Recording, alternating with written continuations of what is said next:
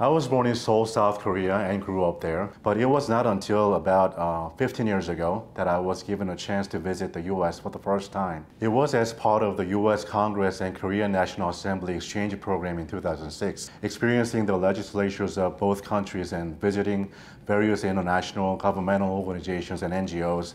I was reminded again about the importance of being a voice for those who have no voice for themselves. Practicing law gives me this privilege to be a voice of someone who needs help.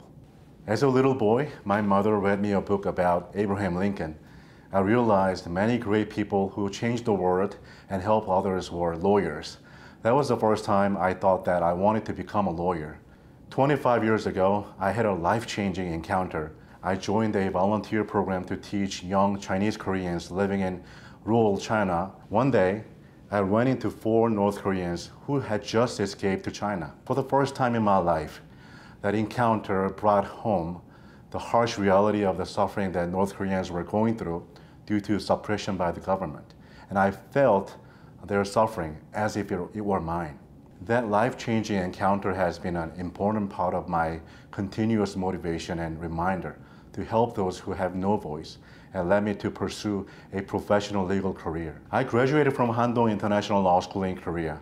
There I received my training on US law and met my wife Doa Kim.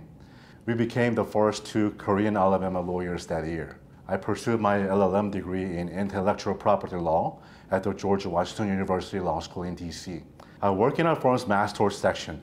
We represent literally hundreds of thousands of people who are injured by defective pharmaceutical drugs, medical devices, or consumer products. These cases are very complex and require a high level of expertise, and also usually it is a fight against big corporations. It is my privilege to be part of our Beasley Allen team to serve our clients and to be their voice.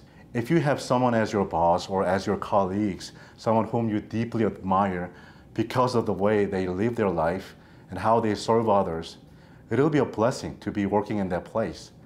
And Beasley Allen is that place.